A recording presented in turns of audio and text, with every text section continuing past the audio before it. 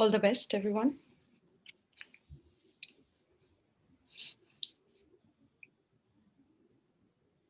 Are we live?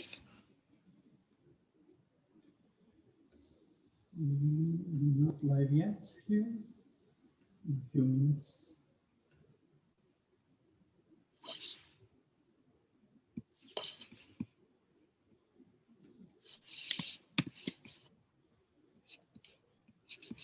Thank you.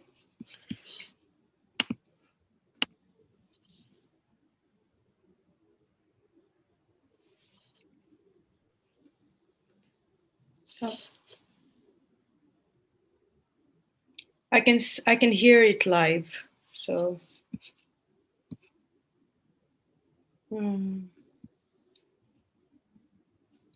so I will.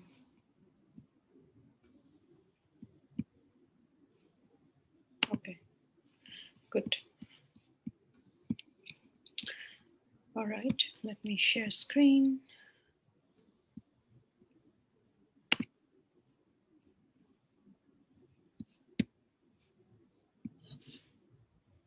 You can all see my full slide, yeah? Okay, and now I can't start the webinar, wait. Okay, all right, all the best. I'm starting the webinar.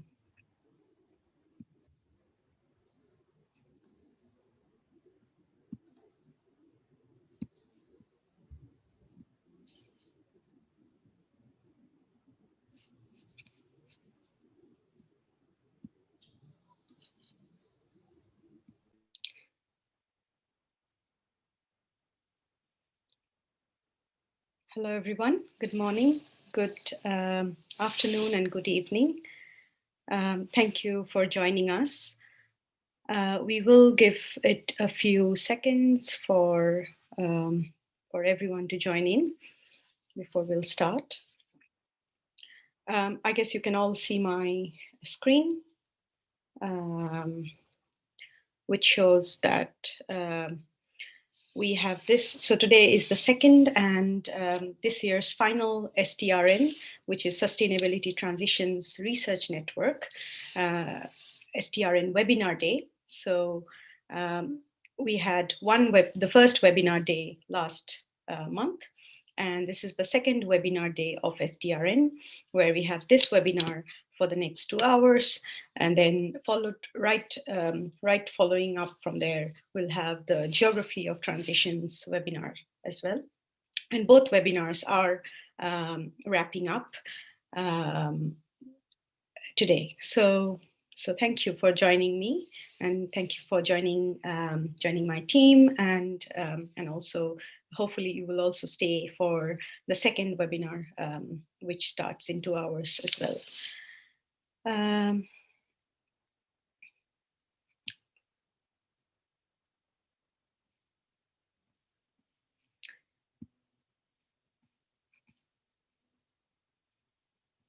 Okay, so in terms of the topic of today's webinar, we have a role of state and public institutions in times of a pandemic. As you know, our webinar series this year has been about COVID-19 and transitions in the global south in times of a pandemic.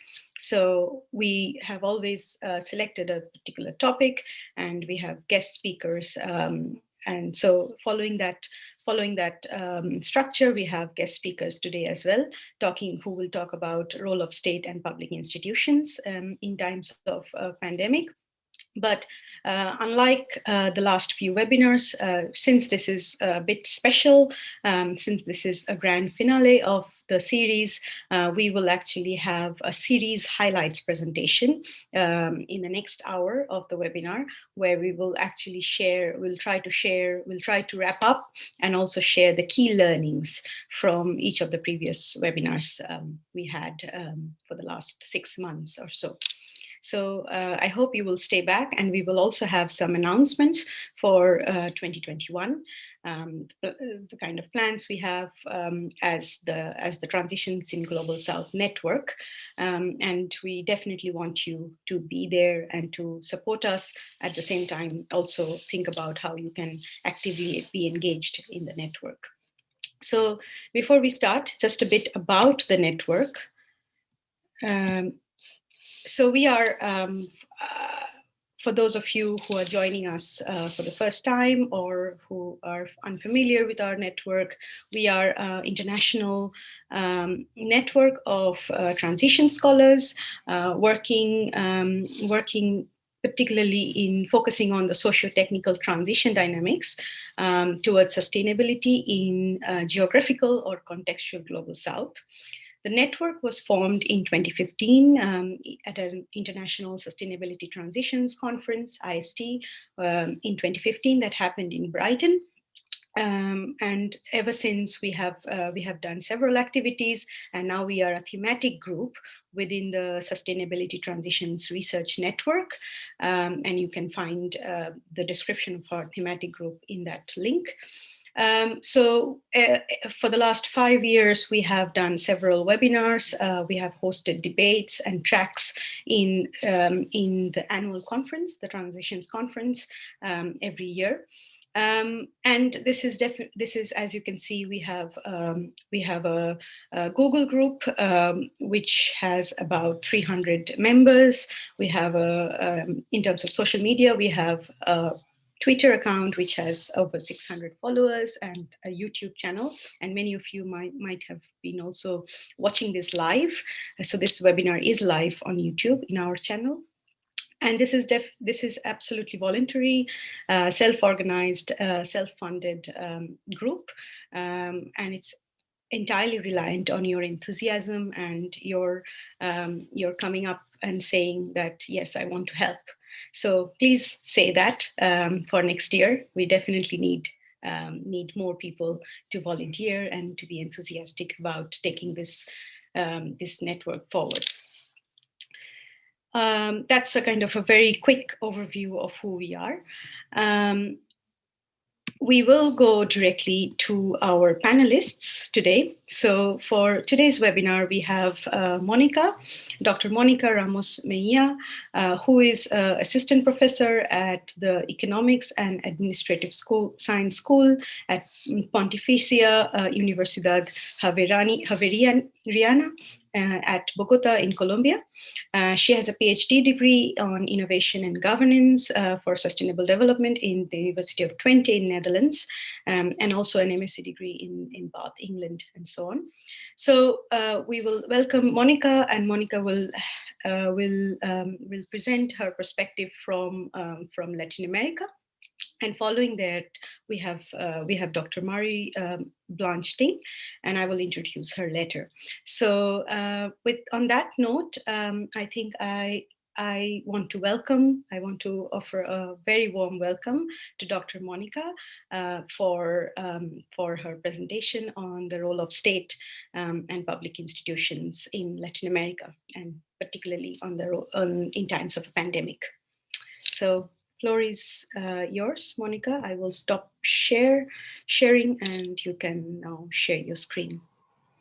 Okay, I'll do that.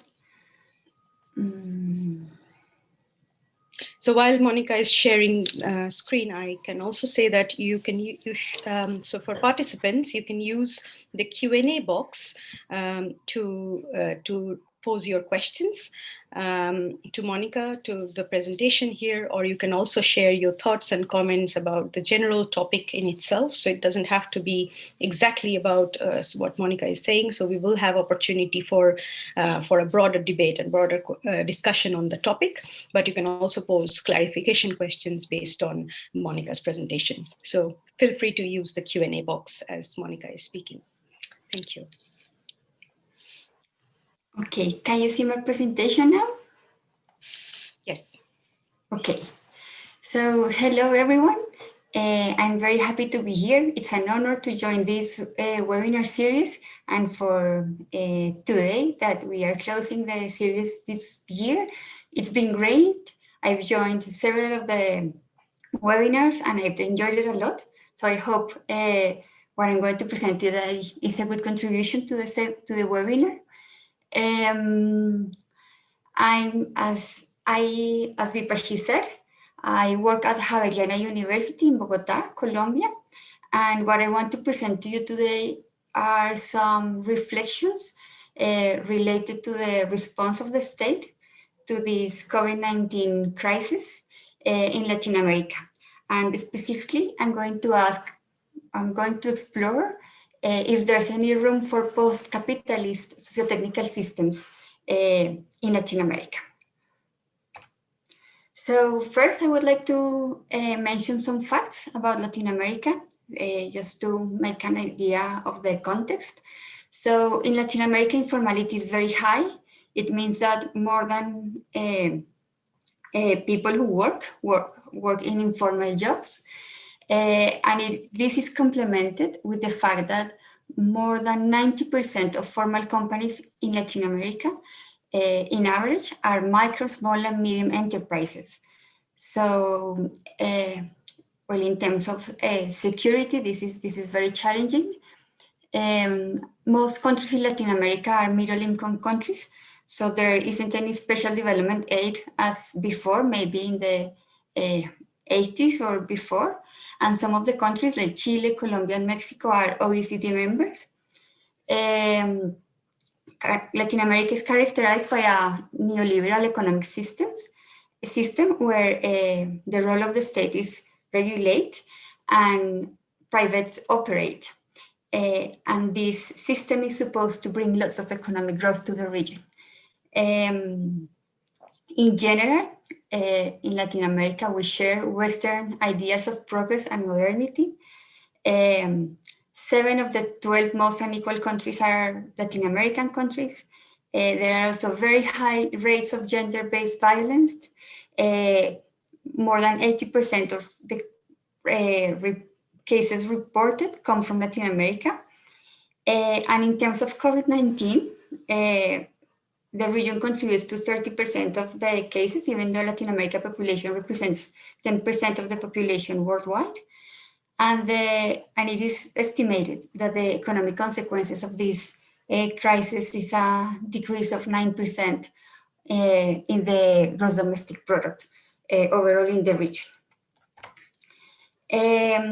And coming closer to the topic today, I would also say some words. I would also like to say some words about the institutional context. So in general, in Latin America, we have a predatory and exclusive capitalism that works only for a few. Social relations are based on informal rules. So these social relations bring exploitation, exclusion, domination, oppression, and states are weak, sometimes illegitimate. And the power of the state hardly differentiates from other power systems like economic power, for instance, or military power in other countries. So in the end, what we have as an institutional context is a mixture of well and ill-functioning institutions, which are contested and personalized at various extents, undermining the well-being of many while perpetuating the privileges of a few.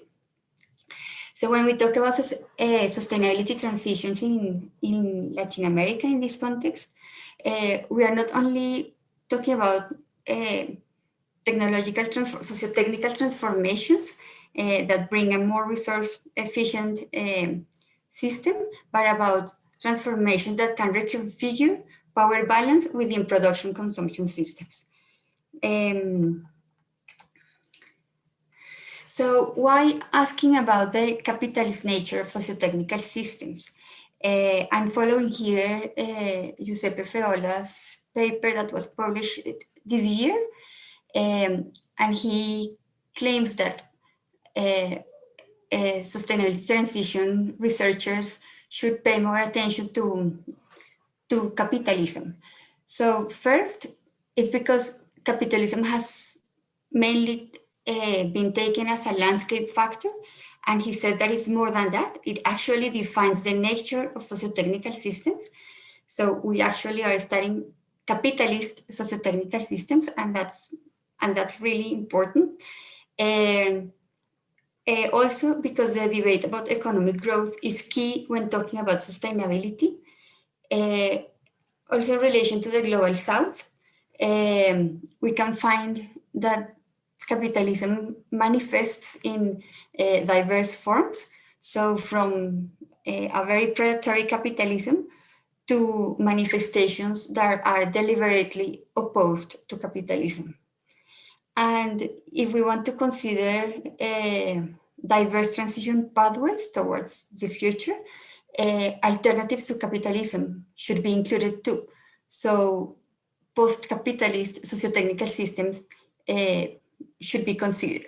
So in the end, he suggests 3 research challenges in relation to capitalism and sustainability transitions.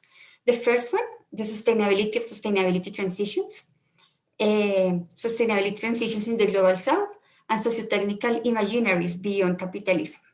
So this presentation is contributing a bit to this second research challenge. But when we are talking about capitalism, what are we talking about? And I think it's important to make it explicit because it's something that we usually take for granted. So capitalism is a socioeconomic system characterized by the imperative of capital accumulation. This means that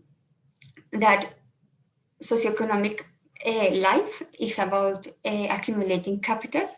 It also is characterized by the commodification of human and non-human beings, and that's really relevant when we talk about sustainability.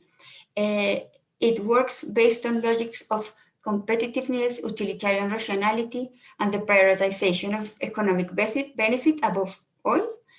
And a very important value within capitalism is efficiency.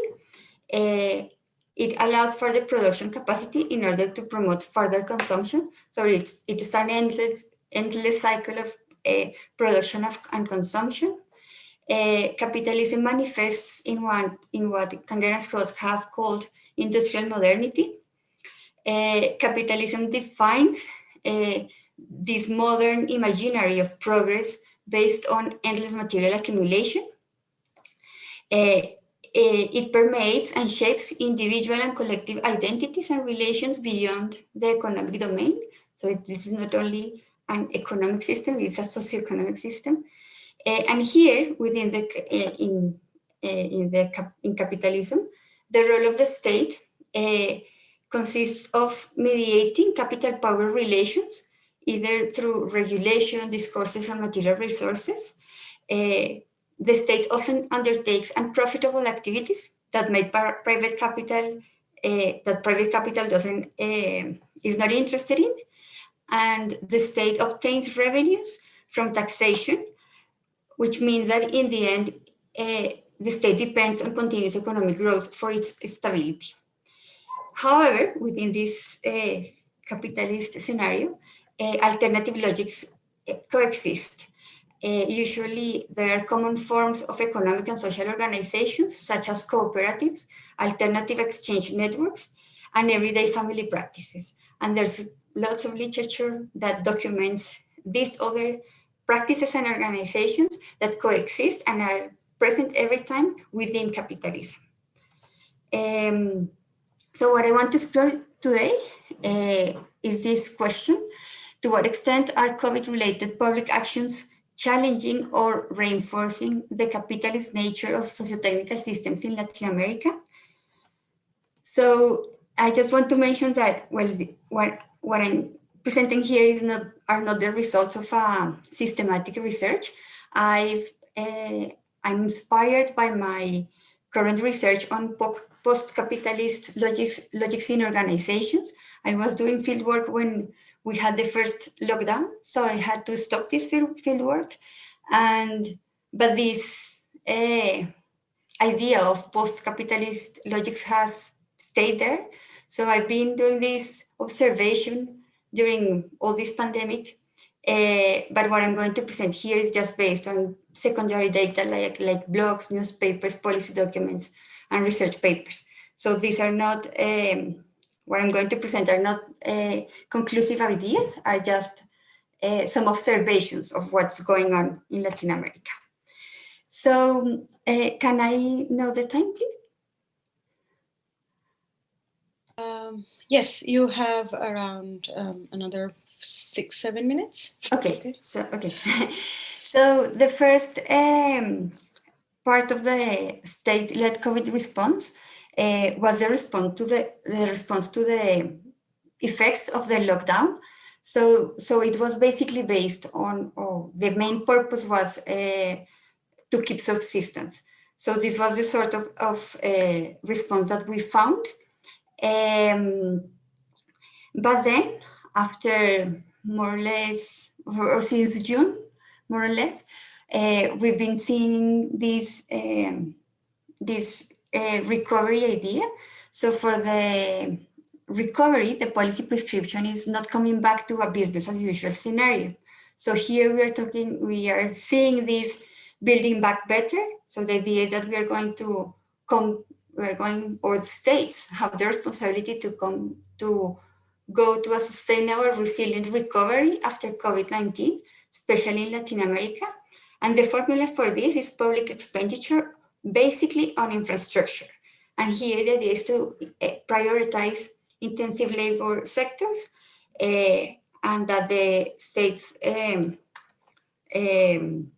ask for credits so that they can invest in this infrastructure. And also the other part of the formula is to back up credit so that people can get, normal people can get more debt and increase consumption. So that's the prescription. And some of the examples that we've seen are these programs, for instance. So in Chile, the recovery strategy includes construction of roads, social housing, dams, and irrigation systems. In Peru, the program Arranca Peru includes roads and social housing, and here there's special focus on local employment. And in Colombia, the strategy consists of using royalties from mining activities to fund post-COVID recovery. So how do these programs operate? What can we see here? So first, they depend on private investment. So the idea is that these very large construction companies invest in further infrastructure. Another important characteristic is that this sort of industry or this sort of activity doesn't promote proper employment, but basically subcontracting. So in terms of long-term security, this is not helping a lot. It's just like a short-term income alleviation. We've also seen that these programs are aiming at conventional gray technologies. So there isn't any reference to green technologies, for instance, promoting circular economy in the construction sector. Things like that are not there. And the other thing that is very characteristic is that their centralized control over public services is still there, basically in energy and water and sanitation systems. So in the end, what are we saying? Is that the capitalist logic dominates. So the idea is that more public investment will lead to more private investment. It will increase employment, we'll have more income, there will be more consumption, there will be more economic growth. So from the state perspective, nothing has been challenging the capitalist system. It's just the same idea. We've also seen a very narrow notion of poverty. So the crisis has increased poverty and vulnerability, but the notion of poverty that comes from the state continues being that of little income. So the idea is that if income is increased, well-being is increased. So in the end, non-capitalist logics are left aside. Manifestations of solidarity, economic, community-based actions, different sorts of cooperation, and ideas of autonomy or relational well-being are not visible or are not taken into account by this policy, by this state-led response. So some very preliminary conclusions is that from the state perspective, the COVID-19 crisis has not been an opportunity to challenge capitalist logics, but to reinforce them actually. So Western ideals of progress and modernity continue being there, business as usual practices continue, and protecting the privileges of a few is still the main state activity. And we've also identified these key capitalist socio-technical systems, logistics and urban infrastructure, social housing, rural infrastructure, mainly in terms of irrigation and energy. So I would say that the question that we still need to look for, to explore, is if there's room for solidarity, cooperation, not growth logics in other socio-technical systems. And if that's the case, which are those other socio-technical systems? So that's the question that still remains, and the one that I want to leave here. So I think that's it. I'd be very happy to hear your questions and your comments. Yes, thank you. Thank you so much, Monica. That was really a fantastic presentation in terms of kind of showing the overview of different Latin American countries, but also actually critically interrogating what it means for state, what it means for the functioning of the state, and what role state should play in not just tackling the pandemic, but also given the kind of nature of economic development that we have seen historically in the global South, and how that can be, shifted or not. So we are open for a few clarification questions. If any of the attendees have any question, you can still write it in the Q&A box, and we will come back to it. But while you write your questions, maybe I'll take this opportunity to ask a question to Monica, which is basically about, because you were talking about this relationship between public and private investment, right? So I was wondering whether there is, have you seen any sort of partnership between, public-private partnership, and whether that can provide some opportunity for different type of investment, different type of cooperation, because you are talking about cooperation, but one thing that is often discussed in, say, economics is that, okay, PPPs often help in growth and in infrastructure development and so on. So what kind of opportunities and challenges do you see for this kind of public and private partnership and cooperation? Yes. Well, I would answer in the case of Colombia. What we see is that these public works that are made via private investment is that the main goal is to promote economic growth. So the idea here is that, I don't know, for instance, there's a road that is being improved, so it's made wider and with better signaling and things like that. So what happens is the land that is close to that road becomes more expensive. So and then usually you have to there's the introduction of how you call that, a toll, when you have to pay when you use the road. And toll, yeah. Yes, toll so tax. a toll. exactly. Yeah.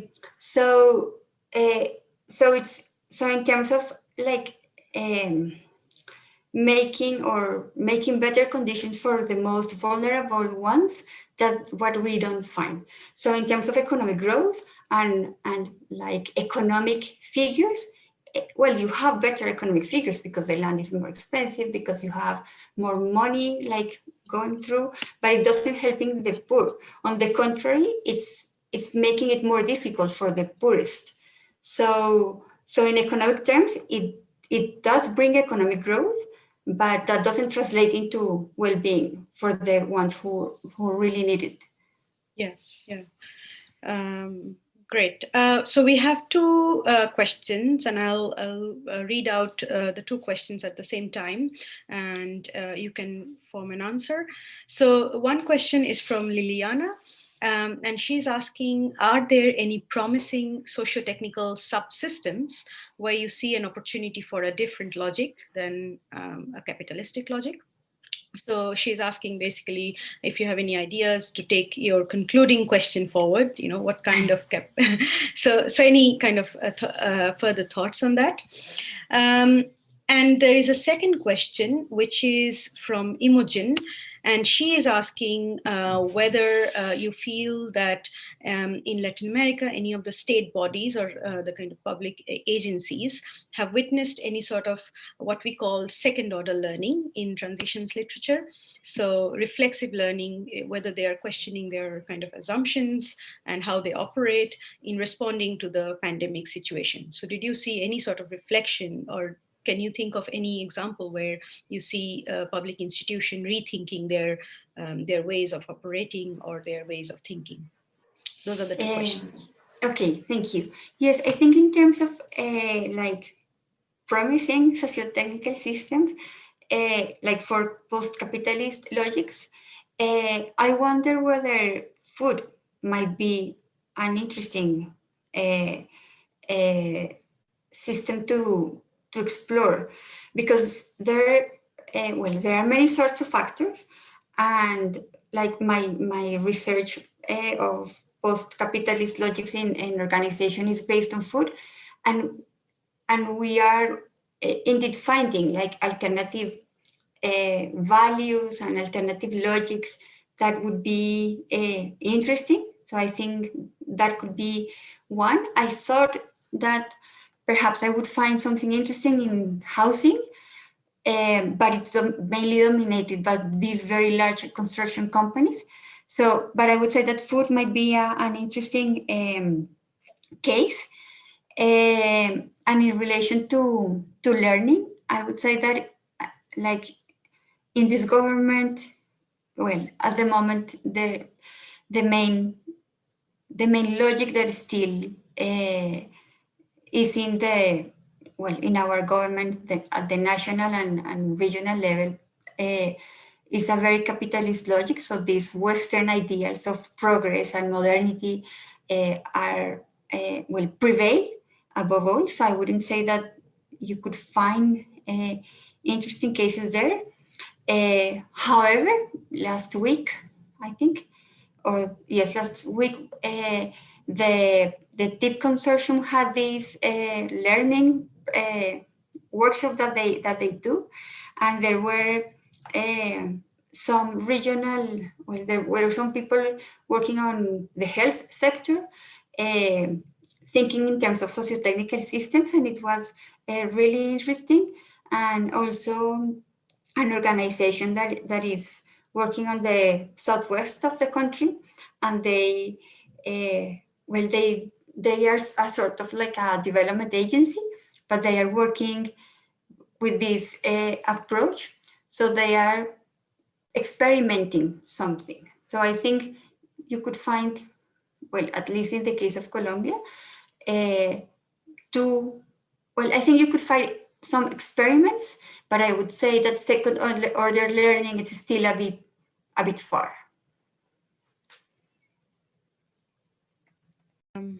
All right, thank you so much, Monica. We still have a couple of questions for you, which we in the interest of time, I think we should move on. And then we will have some time in later on for a kind of a broader discussion around capitalism, modernity. Even I have questions about, because initially we were thinking about fragility of state. So that's also a very interesting way to think about role of state. So these are some of the topics we will come back to after the second presentation. So thank you so much. We will now move to our next presenter, who is Dr. Marie Blanche Ting.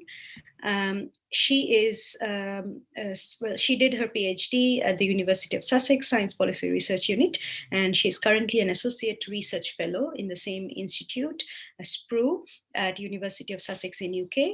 And she did her master's degree in climate change and development from IDS in Sussex, UK. And she had a master's in applied sciences in chemical engineering in the University of Cape Town. So she is currently in South Africa, and she is joining us from South Africa. So, so a warm welcome to Blanche, who is also my ex-colleague. So over to you, Blanche. Thanks very much, Vipashi. Also, thank you to your team, the organizers. It's wonderful to be connected to the Global South community. I did my PhD on sustainability transition, so I'm glad to be connected to this community. Okay, so I'll start sharing my screen, my presentation. Is that okay?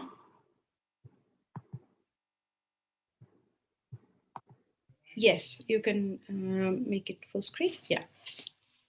Perfect. Okay, great. Thank you. So I'll take 15, 20 minutes with the talk. So this is the title of my presentation. It's not rooted in academia, so I don't have methodology or discussion. It's just an observation and reflections after being here since March, since the lockdown. So this is the title of my presentation, the role of the state and public institutions. So I'll talk about specifically governance response to South Africa's governance response to the pandemic. I've been told that there's a lot of discussion on policy already, so I thought I'd discuss today on governance side.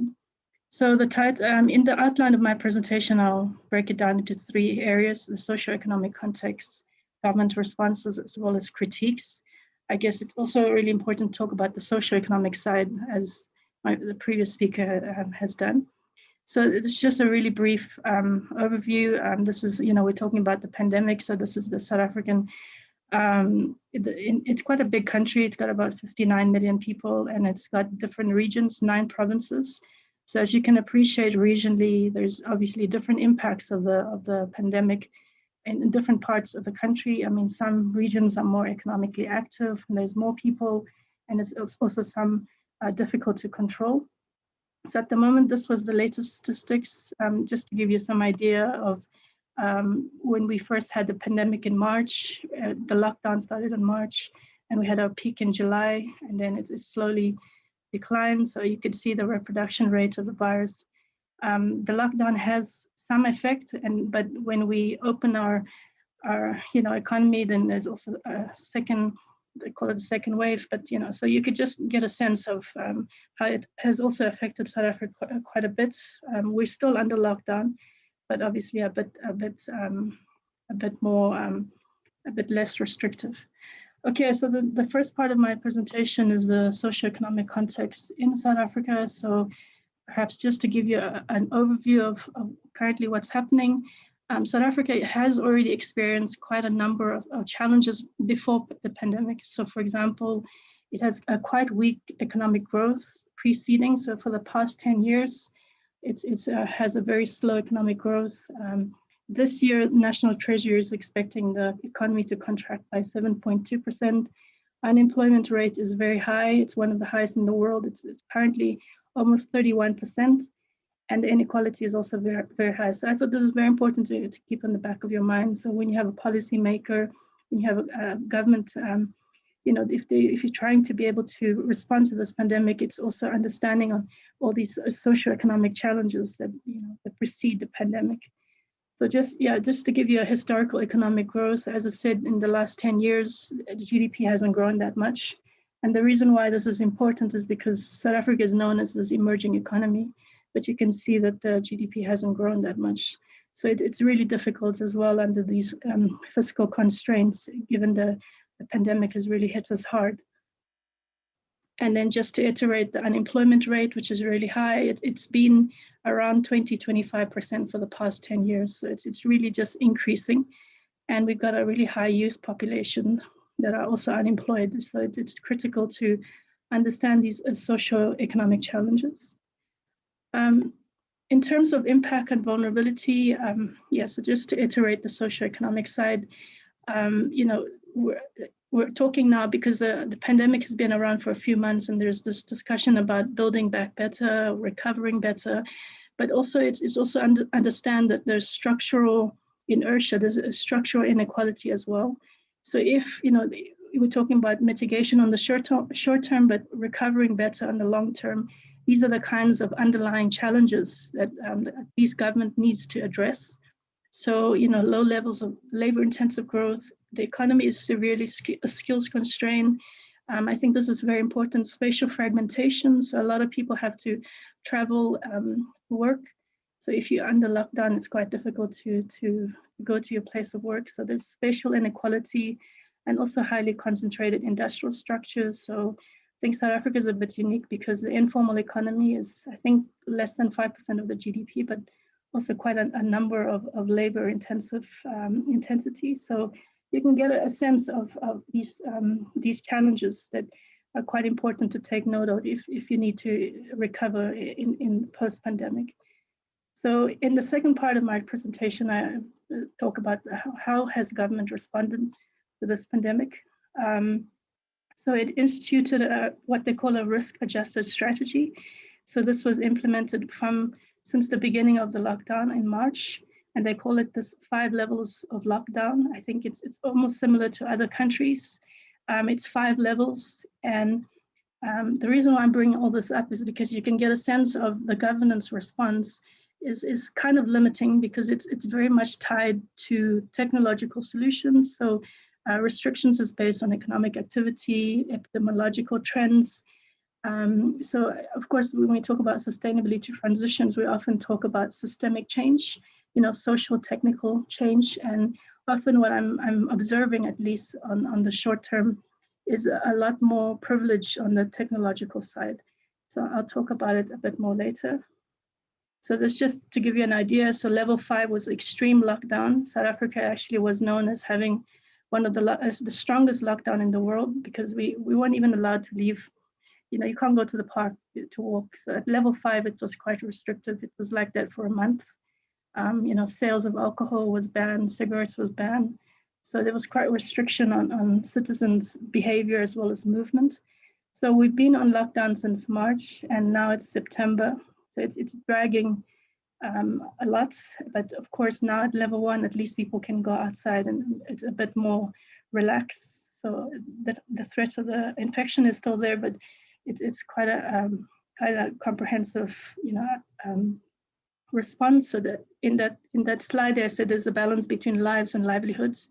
So of course, as the lockdown has continued over the number of months, the economic pressure as well has also started to bring strain and tension to the economy.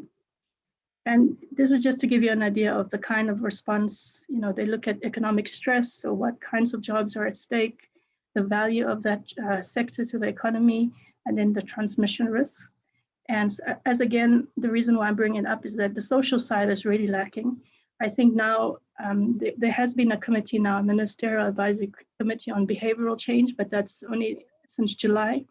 So there's still, there's still a bit of lacking on the social side. And yeah, just to give you an idea, there's pages and pages of this, of how the government has done economic analysis of how the pandemic may impact the economy. So they're looking at GDP, employment contribution, economic intensity. So it's very economic analysis, and they want to know exactly how it's going to impact on the GDP. But again, there's very much little information on what it's doing to the well-being of society. So there's some rapid surveys that are coming up, but it's still very much emphasis on this economic analysis. Yeah, so as previously I said in my slides, because of this high inequality in the country and people are dependent on government social grants. So South Africa's response, the fiscal relief packages was quite interesting. It's doing very well in terms of at least addressing, being able to provide some money to people that are vulnerable. So in the National Treasury, they said that they provided at least 10% of GDP on these economic packages. 500 billion rand is equivalent to about 22 billion pounds. So it's quite a lot for an emerging economy. It's, we have a fiscal constraint, so it's not easy to just come up with this kind of money.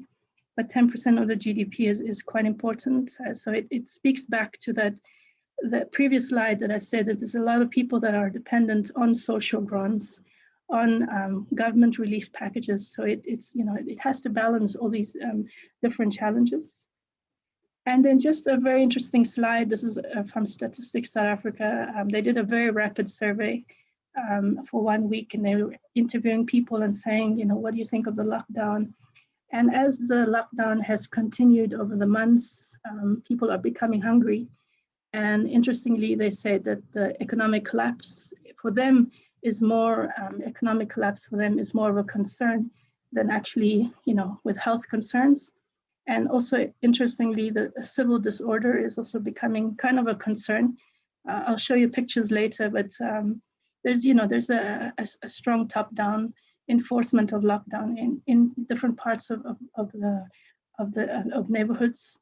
So it's interesting that people are more concerned about keeping their job, finding a job, being able to have some sort of livelihood beyond this pandemic. So economic collapse in this survey seems to indicate that it's more important than actually harming their own health. So that was interesting. So as I said, it's been a very difficult trade-offs and synergies, and it's a very difficult balance for government, because we need to also understand that we have what is called in South Africa a health burden.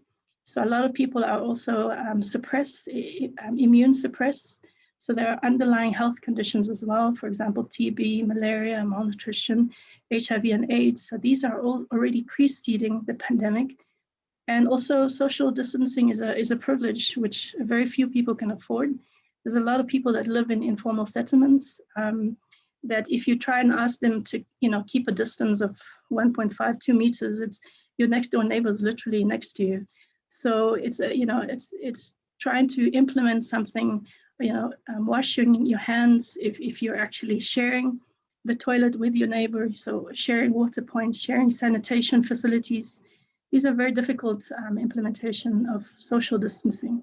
So just to give you some idea, and then executive overreach, so the more and more the lockdown is dragging, there's this rising tension of people becoming less trusting of at least the law enforcement. So there's a fine line between protecting citizens and eroding civic rights. There's already indication by the Minister of Health that he would like to institute restriction of citizens' movement beyond the pandemic. So that kind of gave people a bit of a tension, because there's this too much of control. And then, just to say that it's mitigating this virus is simply cannot be a wholesale lockdown approach. You can't simply just lock down when you're considering some people live in very difficult situation. You may have a person living in a tiny house sharing with 10 other people, and the only way to be able to get away is to be able to be outside at least. So it's balancing that repercussion between health and economic outcomes. So it becomes very difficult on governance response. So just to give you some pictures in the next slide. So when we had the lockdown in March, we had the South African National Defence Force. The soldiers were deployed specifically on informal settlements to enforce the lockdown. So this becomes very difficult because it's not easy to get people to stay in their house. But there was a lot of people that was, felt like they were restricted. And as the lockdown continued, as I said, this law enforcement in some parts of the society is becoming very militant. And so this speaks about erosion of trust in, at least in the law enforcement. So there's this tension that's rising. If you continue putting people on lockdown, on restrictions, it's becoming raising tension in some parts of the community. And then on the third part of my presentation, I hope I still have time, in terms of critiques, and as I said in my previous slides, is that there's this lack of inclusion of people science, inclusion of social sciences, humanities, and there's this article saying that we need to go beyond a medical fix. So that's what I'll be talking about. So there are some articles. There's Jerome Singh, who published an article in 2020, who's saying that currently the Ministerial Advisory Committee, which is called the Brain Trust of the country, that really informs these different measures of lockdown, is overly reliant on clinical expertise, epidemiology, pathologies, health specialists. And I think it is kind of limited in a way, because if we do need, as the lockdown drags, continues, the social side is becoming more imperative. So this is lacking. For example, other countries like Germany, in this so-called brain trust, or at least recommendations to governments, there's inclusion of the humanities side, human geography, social anthropology, political science, religious studies, ethics. And if I can give you an example, in South Africa, we have in a province in the Eastern Cape, who main form of infection rate is due to funerals. So there's also religious studies to inform people, because some people in their culture, they need to be able to mourn with your neighbors. So you can't just restrict 50, 20 people to attend your funeral. So one of the ways of infection was through these funerals, because they would travel in different provinces. So this is social behavior as well. It's not easy to understand, and you can't really understand that from overly scientific, these hard sciences recommendations. So Jerome Singh was saying that this professional redundancy comes at the steep costs of other disciplines, if not more relevant. And so at the moment, the responses have been exclusively on disaster management and security concern, but there is this critique that it needs to go beyond just a biomedical model, and that there needs to be a multidisciplinary approach. So I guess that's part of the linkages to sustainability transition, is that there's this transdisciplinary approach to solutions. So it's just beyond technical recommendations. So yeah, just to iterate that so far, there seems to be this techno-managerial approaches. So in terms of crisis, there's this inevitability to narrow down the solutions to evidence-based policy. So in this frame, there's an inherent tendency to privilege prediction and technocratic solutions over other possibilities. So in the beginning of the lockdown, there was very much a privilege on surveillance, data gathering, epidemiological modeling, scenario planning. It's all very technical and managerial. And it's also important to note that policymakers are have a particular discomfort on certainty. So, they like to be able to have quantifiable possibilities, put it in short time frames and be able to quantify the risks. But the critique is that those top-down approaches are criticized for being short-sighted, because in reality, risks are very difficult to predict, and you can't really understand when the risks or when the next pandemic is going to come. And so this actually leaves the system susceptible to future disruptions.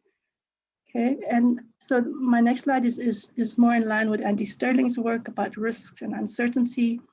And so in terms of this modern, I think somebody in the question, the Q&A was talking about modernity. And I think in modernity, we have these interrelated complex systems.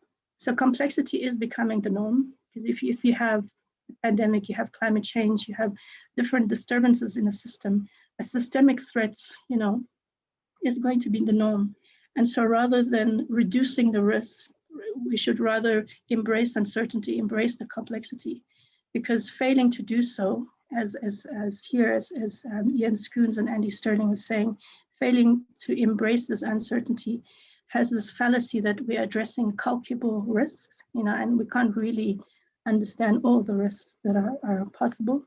And so this failure of embracing complexity is a fallacy that policymakers can actually control uncertainty, and purely by appropriate policy choices, which is a misnomer. So I guess, moreover, potentially masking the implicit assumptions that prove term, as well as obscuring more meaningful approaches that actively respond to these multiple uncertainties. I guess in that slide, I'm just saying that these systemic threats are becoming the norm. And so rather looking at purely based risks, rather embrace the uncertainty and see how you can capacitate the system to be able to withstand these systemic threats. Okay, and in conclusion, just to say that the techno-managerial side is important, but it needs to be complemented by social dimensions. So for example, social legitimacy, trust in institutions. You're actually, if you want to govern people to follow advice, it's not easy to do it in a techno-managerial way. You need to understand behavior. So the trust in institutions become even more imperative. And then the locus of meaning, we're in this age now where there's misinformation, disinformation. So how do you actually communicate to people that are data that is clear, that is transparent, that is sensible, and it's also rooted and acknowledging beliefs and values, perceptions. And also and the third point there is to embrace uncertainty, because these, systemic threats could also be stochastic. So disruptions could be the norm. And so lastly is to say that it's not necessarily reducing the risk, but it's actually putting more resources in understanding the capacity of the system to withstand, absorb, and recover from future systemic threats. So it's rather to say, okay, we are going to have more risks in the future, and how do we then address the vulnerability of a society or a system, so that you build in resilience to future threats. And so this is why the social side, and this is also in the sustainability transition, the socio-technical component becomes key. Yeah, that's about it. This is just another picture just to give you some idea of how difficult it is to social distance, but also people becoming reliant on food aid. This is a queue for food aid, and there's also queue for social grants. And so there's more and more people relying on the state for these relief of from the pandemic. Okay, thanks, Lifusha. That's it. Thank you, Blanche. That was really, really fascinating, and that was really fascinating and thought-provoking, because you did touched on several aspects of not just the state, but society, and how society is coping, and what people are thinking, and also implementation, governance. So there's a lot to think about and a lot to discuss. We do have a couple of questions for you. We have more general questions, which I think in the interest of time, we have to come back. But maybe if no one else from the panel has a question for Blanche, I can jump in with a question, if that's okay.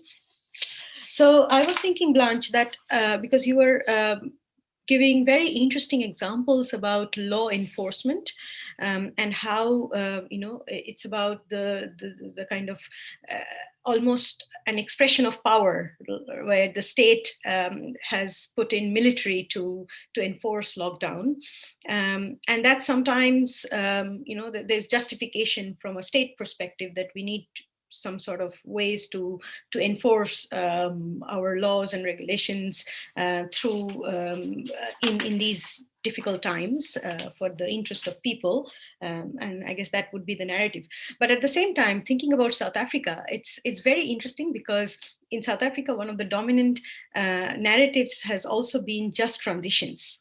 So I have been thinking, as I was listening to you, that how does this current way of tackling, or current way of governance, goes with the narrative of the just transition, and whether there is at all a way in the state or public agencies, whether there is at all a thinking around governance for just transition during this pandemic, and if that's at all in the discourse. And secondly, I was also thinking, just a clarification question about this law enforcement, is there a kind of a multi-level so what sort of multi-level cooperation is there? Is it just the national government doing enforcement in different localities, different regions, or is the whole process being done by the local or the regional government? So what's the kind of multi-level coordination in terms of this enforcing the lockdowns, these 5 levels? So, yeah. Thanks, Vitposhi. I guess, South Africa is a very complicated country. So in terms of just transitions, yes, of course, it's now taken over because we have quite a big trade union movement in this country. So just transition obviously just took over, and this narrative is quite prevalent here. In terms of just transition, South Africa has always been quite inclusive because of our past during apartheid. So it's, when we talk about policy formulation, it's not, if we're to say, classic way of, let's say who has the capacity to actually articulate their needs. So the inclusion part has always been critical in policy formulation. Everything we do, inclusion is very important. But I guess in a schizophrenic way, then they go and do something like this, and they do some law enforcement, and they could not be blind, or they could be blind to the reality, because we do have informal townships which may not adhere to these recommendations. So it's complicated because, I think inclusion is a big part, but also at the same time they do something like this. So, it's not a wholesale. It's very nuanced here. And it's a bit complicated, but yeah, just transition is because our trade union history is quite prevalent in this country because of mining. But yeah, I think just transition is also still a bit more nuanced. And then your second question about multi-level governance. So we have an act called, I think it's called Disaster Management Act, which actually gives power to this, the Ministry of Cooperative Governance. And actually they're saying that in that act, it can actually provide more powers to this minister than the presidency, because we're now in a state of disaster. So in that Disaster Management Act, they actually coordinate from national, provincial, all the way to the local. So there is coordination there, governed by this act. So yeah, so there is a good coordination. Obviously not all local regions will have the capacity or even the, in terms of monetary resources to implement such coordination, but there is a governance of, guidelines there. Okay, perfect. So just to take a couple of more minutes to answer there was echo. So there's a couple of questions from the attendees, and I'll take 2 questions at the same time because both are about resilience. So let's have a quick discussion about resilience, because one of the questions for you is that Rosalba is asking, how can you please could you please elaborate about the immediate pathways towards building resilience from now on, if you have an idea about that. And David is also taking on this resilience question and asking about so resilience can be created by say, for example, establishing redundancy in the system. So there can be multiple pathways, right? So is there any approach of which you are aware of that allows the boundaries of the kind of additional cost to be calculated in building resilience, I suppose? So yeah, please go ahead about how do you tackle these questions? But difficult. Thanks, David, for that question. It's a bit difficult. I guess for me, because we're in a sustainability transition community, there's this talk about green transition and how we can recover in a greener way. I'm a bit skeptical because at the moment what I'm seeing is still very much, it's still a bit limited, because as we're all sustainability transition scholars, and the systemic aspect there is still lacking. So, but I can appreciate how difficult it is because government is fiscally constrained. So there are these ideas, okay, for example, with David's question about how can you put in costs? I think I'm just reading his Q&A. But I mean, if you're operating under fiscal constraint, it's difficult. It's really challenging. So if you were not to put a value or a cost to redundancy, yes, that would be great. But we need to also see how to be able to cost it in an effective way. I'm not sure if we're there yet in policymakers, if they're there yet to say, let's build in redundancy for resilience. So I'm not sure if they're there. I think it's a bit early stage. But I'm hopeful that with this pandemic, that the mindsets have started changing, particularly in government, because money is really tight. So there's some consolidation of budget. So different ministries are talking to each other and say, okay, how can we combine our budget and then be able to implement a certain very priority areas. So I would say it's very early stage to build in redundancy. Not sure if I answered the two questions at the same time, but I'm just looking for the Q&A. Yeah. Yes. So thank you. I think we will have to go with that answer for now, and we can come back to it if we have time after the presentation that we have prepared after this. So thank you very much. Thank you, Blanche, and also thank you, Monica, for the wonderful overview of the African and Latin American context on the role of state. So what we have planned for the next hour of this webinar is in fact something that we have never done before. So it's very experimental. So please pardon us if something goes wrong, but we will have a very, very joint presentation. And when I say joint, it's not one people or two people, it's 7 people. So please bear with us if something goes wrong. But we will try to really show that we are, this network is done together with many people. So there's no one person who is kind of doing this. So we will start with, so we will have this presentation where we will actually try to refresh our memories and also your memories if you have attended the previous webinars about the key learnings from the different topics that we covered in our previous 6 webinars. And we'll go one by one very quickly through the 6 webinars. And then following that, we will have some discussions and some some announcements about 2021. So with that sort of introduction, let me also share my screen. Hopefully this will work. Okay, can you see my full slide? Yes, I think yes. We've seen your slides, Vipashi. Okay. As Vipashi said before, this joint presentation wants to share with you something that some of what we've done this year, and we have gone through a lot this year. We hosted 7 webinars, including this final one, once every first Wednesday of each month.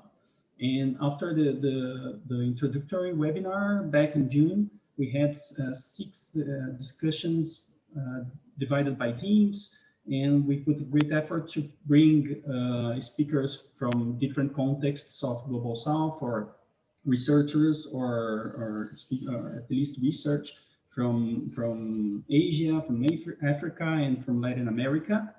And all these webinars were streamed on YouTube, and they are available for watching. And I think we may take a look at some highlights. Can you go to the next slide, please, Vipashi? Yeah, so our first webinar was an introduction to the topic. So we didn't have, well, the way the topics were determined was that we had kind of this bottom-up process of brainstorming within the smaller group that you're seeing now, and also within the network, we asked. And so we came up with these topics that we thought would be really pertinent and really timely. So the first webinar was to more just give an impression of what's actually going on in different parts of the world. So we had Professor Joyashri Roy talking about the situation with COVID-19 and sustainability transitions in India, Professor Mark Swilling giving a perspective from South Africa, and Professor Adriana Marotti de Mello giving a perspective from Brazil. Some of the main learnings that we gained from these webinars, well, of course, everybody had specific learnings to their geographical location, but some of the main topics that came up from everyone was, first of all, of course, the term Global South. It was brought up several times that this is not a geographical situation or a political one, but really a social designation for communities in communities that are politically, environmentally, and economically vulnerable around the world. So it doesn't matter, north, south, where they are, but just more the social designation. Second, the speakers realized that also the lockdown can be, although lockdowns can of course reproduce poverty patterns, and we see this happening, unfortunately, quite a lot, a lockdown can also be an opportunity for socially innovative practices to be made, to be changed. Third, the authors talked about that post-COVID, what we're looking for is not just a green recovery. So not just, even though, as Blanche just said, that's far in the future or uncertain, but beyond this green recovery, beyond the impact on the environment, that we also really politicians also really need to look at social justice and just transitions. But of course, COVID-19 is being used as a political tool to continue with business as usual, as we see, unfortunately, in many areas around the world. One suggestion that was made to counteract this, not just in the COVID-19, not just in times of a crisis, but also going forward, is the suggestion of a global multi-level governance system to counteract this and support just transitions all over the world, regardless of in the global north or global south.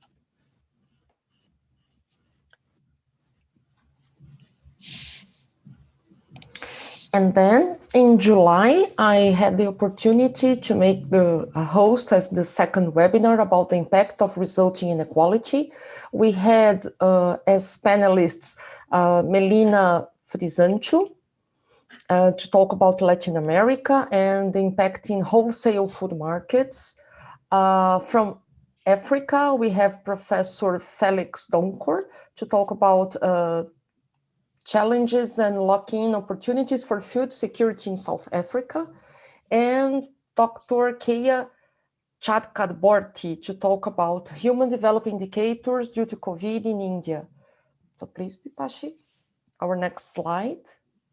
And our key learnings about the impact of and resulting inequality is that although we had similar lockdown measures, all they are doing deepen inequality and had more negative impacts on poorer communities. So similar lockdown measures could result in more inequality and different impacts depending in the localization of the communities. Poorer communities had worsened effects. And we have an interplay between informality, lack of access of quality basic services, especially water and sanitation, and finance exclusion. They, in all different regions, for example, Latin America, Africa, and India, they are seen as main vectors of infection and has to be addressed by transitions research. They're really important topics that we as a community should be discussing and addressing. And some post-COVID transition challenges, how to democratize access to education, health, and food systems. And we need to rethink transitions frameworks to meet the complexities in cities in Global South. Although we have a lot of works about cities, cities, especially in Global South, mega cities in Global South are completely different contexts, and we have to rethink transitions frameworks and how to address these complex issues. And we have a focus on routinized practices and shared understandings to unveil that sectoral regimes are not a whole, but they're a panoply of different configurations that coexist. So we can have this meaning of a regime, but with total different results in different contexts, in different configurations. I think it was really interesting learnings from this webinar. So the next one, please, Vipashi. So the third webinar that we held was on comparative policy analysis and learning. We had 3 speakers. We covered Latin America and then Africa. Leonardo Rosato Queiroz, Paulina Terrazas, and Revocatus Tuino Muhangi. That was difficult, like even then. So Vipashi, please, next slide. And we had different learnings, basically from Latin America. We can say that there is a missing narrative that needs to be visualized because when talking about this pandemic, the concerns are on governmental decisions and economy. This means that these concerns exceed the virus in itself. As we were also talking through this webinar, sometimes health is being left even aside in a situation as extreme as we are living like in current times. And therefore, in the COVID scene, and to foster a sustainability transition, the science, technology, and innovation community has a key role in this conversation. And there's a need for openness and argumentation. And Latin America, as many other parts of Global South, has the challenge for evidence-based public policies against this virus. And I think that we saw a little bit of that also in today's webinar. Then regarding Uganda, in the same line of thought, like this is not only a public health emergency, but also it's causing like human suffering and socio-economic disruptions. And when we are speaking about lockdowns, there's this threat to the livelihoods, the economy, and development targets.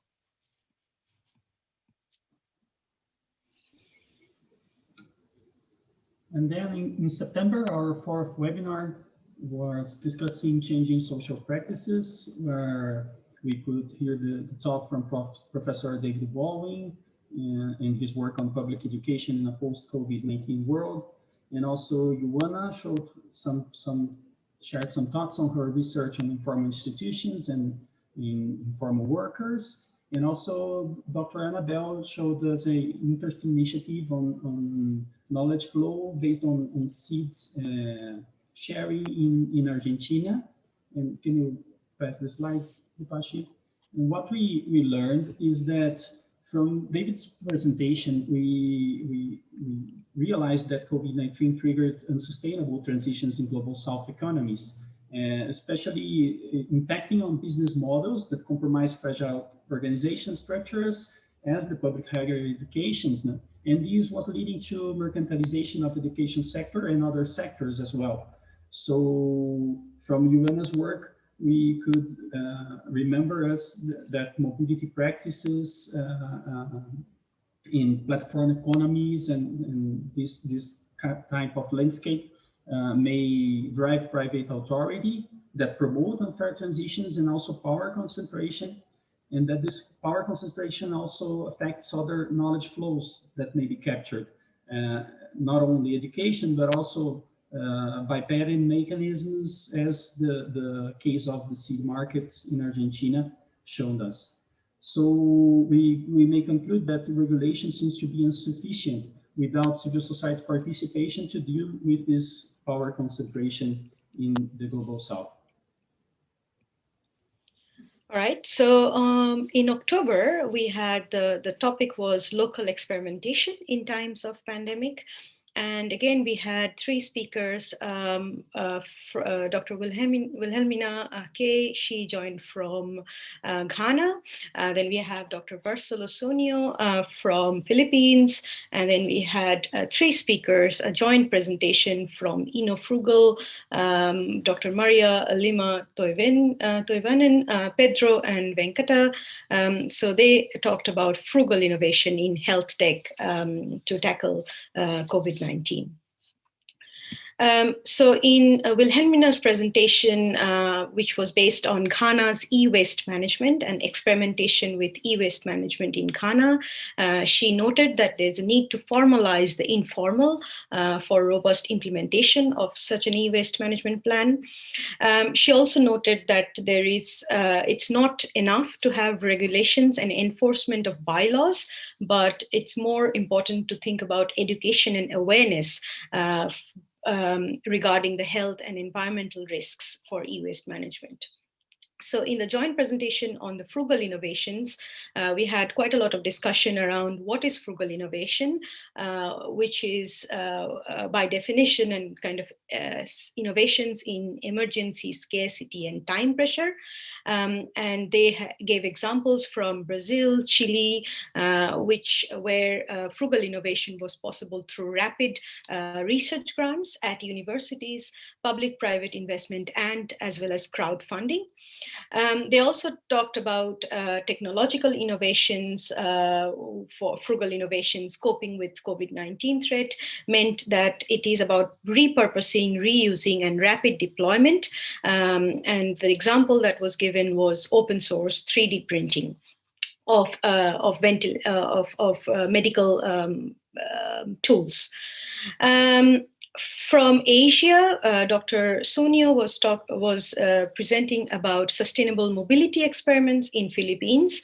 And some of the examples that he shared was, for example, how the Pasig city repurposed its bike sharing unit to help frontline workers to get to work. So that was a kind of a social, you can think of it as a social experimentation in that city to repurpose existing technology for some other purpose.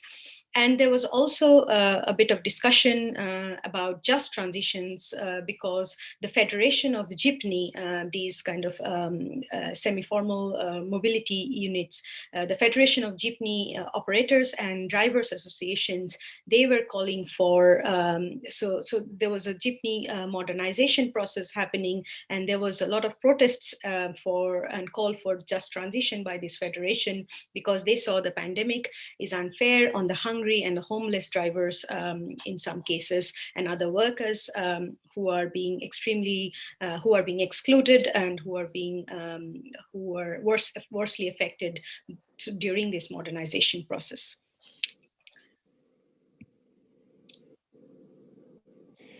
Okay, so after I was invited to present as one of the panelists in September, I told Bifasi that I'm interested to volunteer and be part of this community.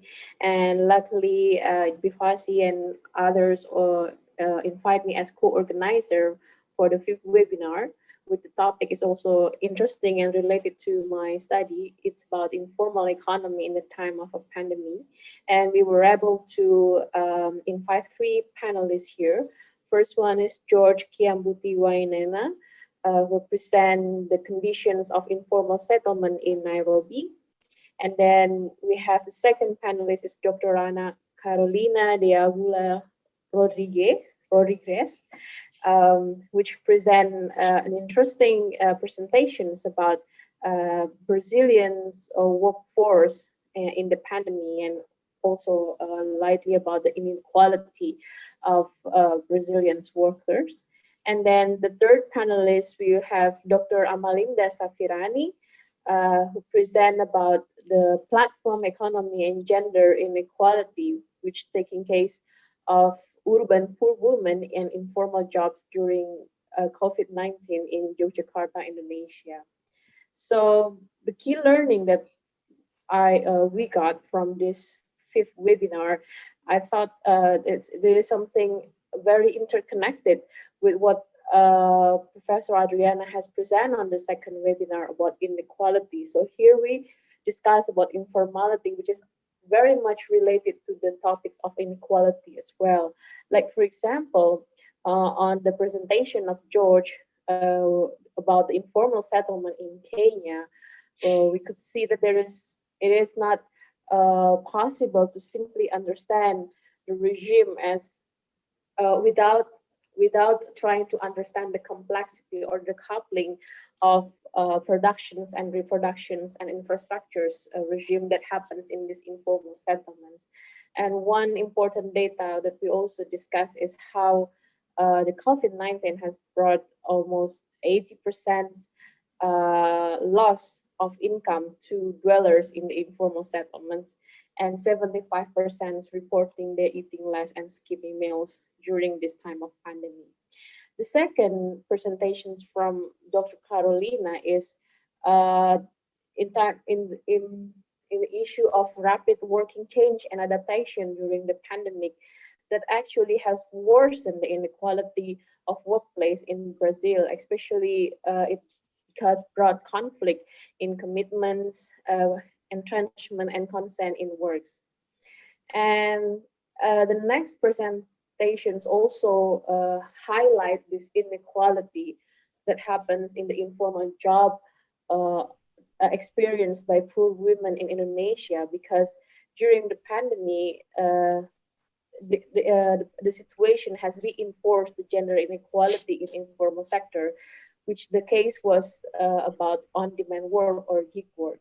So in that sense, one important conclusions or some kind of reflections that we can get is that how technology has not pushed away gender inequality in gig work due to protracted patriarchy values.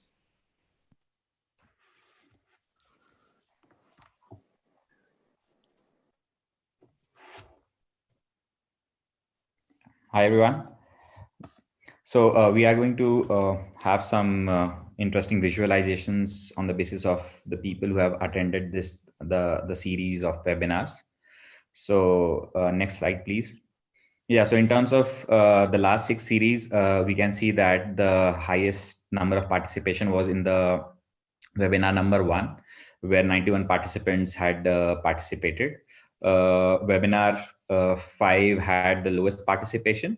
But interestingly, webinar 5 was the most interesting. I mean, among all the presentation, was the most interesting and the most engaging webinar that happened, where there was a lot of discussion and insightful sort of exchanges that was done between the participants and the organizers. So if we compare it qualitatively, we can say that even though the number was less, in terms of quality, it was really good. So next slide, please. Well, in terms of our footprint on social media, we have now 645 followers, and it's growing. In terms of subscribers on YouTube, people who have been watching us, it's 116. We just tried to plot an interesting graph to see our Twitter impressions. So we started in May, and there were around 13,500 impressions that we had, and then it jumped to 29,900. In November, we had 19,800 impressions. So we can see that with time, it's even though it has dipped a bit, but it's growing eventually. Next slide, please. Well, this is the most interesting slide in terms of data visualization, I would say. So starting from webinar 1, where we had the highest number of participation. So in the previous slide, we saw that there were 91 participants in webinar 1, and most of these participants who actually joined were from, I would say, countries in the global north.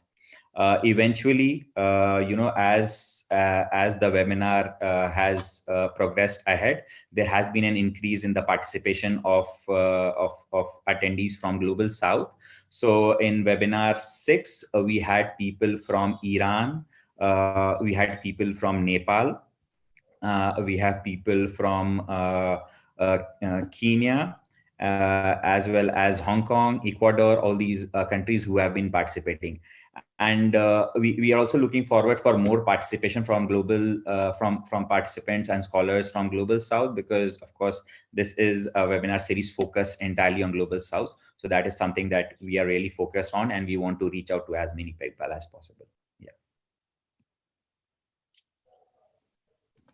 And as part of our activities for 2021, we are launching a call for papers and a special issue about Global South transitions and COVID-19 in Revista de Gestão, REG Journal. This is our website, and Revista de Gestão is an open access. We do not charge APCs. It's published by the University of São Paulo, is indexed in Web of Science emerging sources, and in Brazilian system of evaluating journals, we are in the second level, the second best level for business management journals. I am the editor-in-chief since 2015. And for this special issue, we are inviting as guest editors, Professor Joyashree Roy, Professor Mark Swilling, Bipashi Ghosh that is here, and Katarina Schiller that is also here. Our deadline is in March 31st, and manuscripts has to be up to 8,000 words. And we expect the publication to be in the first issue of 2022. And we expect your contributions to our special issue.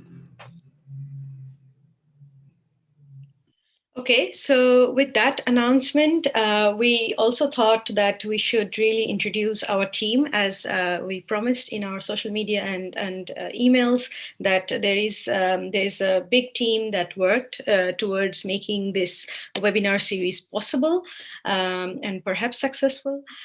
So there was at least 8 people, as you can see, many of us here. So we actually worked closely together, and we have a Slack space. So it's an online space where we coordinate for each of the webinars. So if you are interested to actually be part of this active organizing team of the Global South Network, we would then invite you to the Slack space for this day-to-day discussion and administration that we have to do in order to make these webinars possible. So this is Meet Our Team, but of course in 2021 you can be one of us, so we will warmly welcome you as part of this team. So plans for 2021, as Adriana already announced, so we definitely, one of our biggest plans is the special issue. So the special issue follows directly from the webinar series, the kind of discussions, kind of topics that we covered, and the key learnings from our webinars that we just presented. So we will follow that special issue. We will have a whole process around manuscript revision. So there will be a peer review process that we need to coordinate around the special issue and making the special issue possible. So that's a big sort of network activity, I would say, for 2021 for transitions in Global South. But at the same time, we have other plans. For example, you can come and help in terms of representing us in conferences that you are planning to attend. So one of the things that we always do, and we have done it for the last 5 years, is to organize a dialogue session or an interaction or even a paper presentation track in conferences which are somewhat related to sustainability debate, socio-technical transitions debate, and so on. You can submit a paper to our track that we are organizing in the IST 2021, the Transitions Conference that we will hold in ISI Fraunhofer. So Katharina Schiller is one of the key organizers of the Sustainability Transitions Conference in 2021. So she will make sure that we have a big presence and we will have a whole track of papers and discussion sessions where we will have discussions on Global South issues. So please do consider submitting a paper for that conference. You can also set up a seminar or a webinar at your own institute, and we will fully support that. So I know that there are many of the attendees who are joining from India, joining from Chile, joining from Colombia, joining from Kenya, Uganda, Ghana, South Africa. So please do consider if you want to organize webinars or seminars in your institute, thinking of socio-technical change, sustainability, and Global South issues. Please get in touch if you do want to do that. We are also thinking you can also create a regional network for knowledge exchange. So for example, existing network, well, not a network, so this is all very informal. So in Brazil, we have a good community of scholars working on transitions, and they have a sort of Brazilian network, and they do meet and discuss and have dialogue sessions organized, as Rafael was telling me just before this webinar. So you can also organize regional networks, say Asian networks or Sub-Saharan African network, if you want, for knowledge exchange on Global South issues. You can also say that, okay, I want to take care of Twitter. That's also possible. So please get in touch if you want to take care of our social media channels, or if you want to volunteer for any of the existing tasks that we do. And you can also think with us on what else we can do. So it's entirely open. So now that we have resolved the 2020 webinar series, we are very, very open to new suggestions on how else to keep the community growing and keep the network growing, and also to keep the momentum and get the knowledge flow happening. So yeah, thank you for your attention. We still have some time for questions and comments, which could be about the key learnings from the topics that we covered in previous webinars, but it could be also comments about plans for next year. So this is now an open floor. There's no chairing, so feel free to jump in.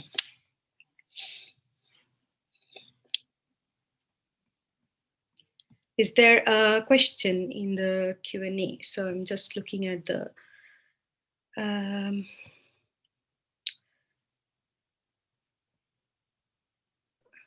Actually, we have one question in the Q&A for Monica.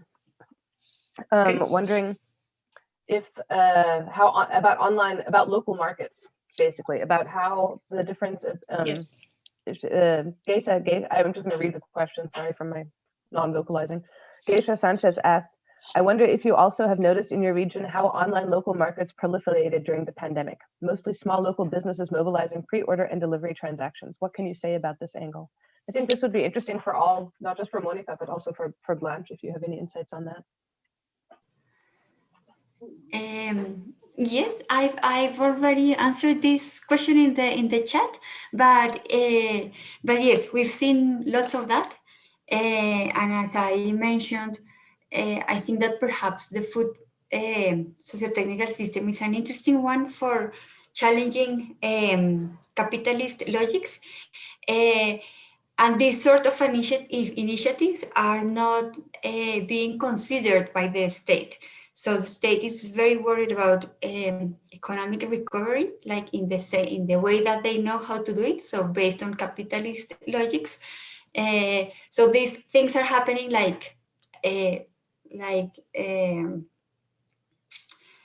another dimension. So it's happening very much on the community domain, but any sort of cooperation or solidarity initiative, they are not being considered as a possible strategy by the state to help the recovery. Yes. Yeah, so we have a question, which is a practical question about the group structures within the STRN in the chat. So one of the questions which was asked in the chat is whether the group transitions in the Global South is kind of a subgroup within the geography of transitions research area.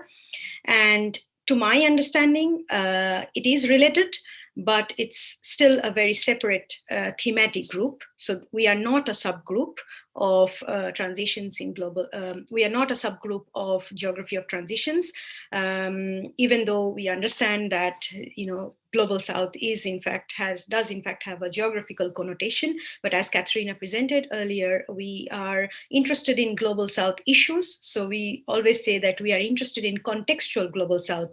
We think about issues like poverty, inequality, informality, so these kind of topics, role of state and these kind of topics, while geography of transitions group is much more interested in this kind of geographical theories and bringing in geographical theoretical point of view. So they talk about multi-level or multi-scalar. So they have a very different kind of theoretical and deep theoretical entry point, while you can say that the transitions in Global South focuses much more on the kind of empirics and the real world issues that we see in the Global South. So that's the short answer. And I can see Katrina also answered it in the,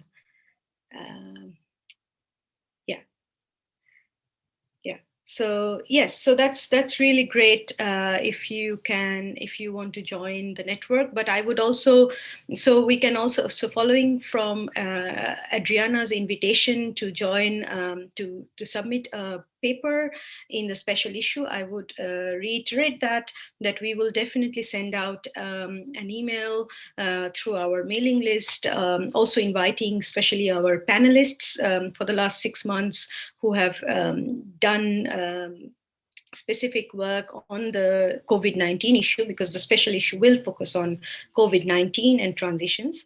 So if you do know people in your network who are working on COVID-19 and this kind of socio-technical change, please feel free to encourage them to submit a paper. And we are also, I mean, I'm quite excited that we are publishing this in a Global South journal, because generally it's always a Global North journal publishing research on Global South. So I'm personally very excited that we can do this in a Brazilian journal. And we are really honored to receive this call for papers really in our journal. So I would really expect your contribution from our panelists and from our audience. It would be really a great honor to have all of you, to have this community in our journal, in our department. Yeah. I have a question. Yes, Monica, please go ahead. Yes, I have like a question or maybe perhaps a comment in relation to the summary that you presented about the series. I think it's really interesting to see that that even this pandemic could be like an opportunity, as someone said, like the landscape shock that we need to really stabilize regimes. What we could say, like from the conclusions, is that this is not happening at all. On the contrary, regimes all regimes are getting stronger, and these recovery strategies are aiming to get regimes stronger. So in terms of power concentration, in terms of using the pandemic as a political tool to privilege or to strengthen the ones who are already privileged. So I think, well, this is like for this community, I think this is very interesting. And I think following up on this and maybe introducing more topics related to poverty, vulnerability, inequality, including gender inequality, I think it's more clear that it's really important, because the desired shock is bringing other consequences.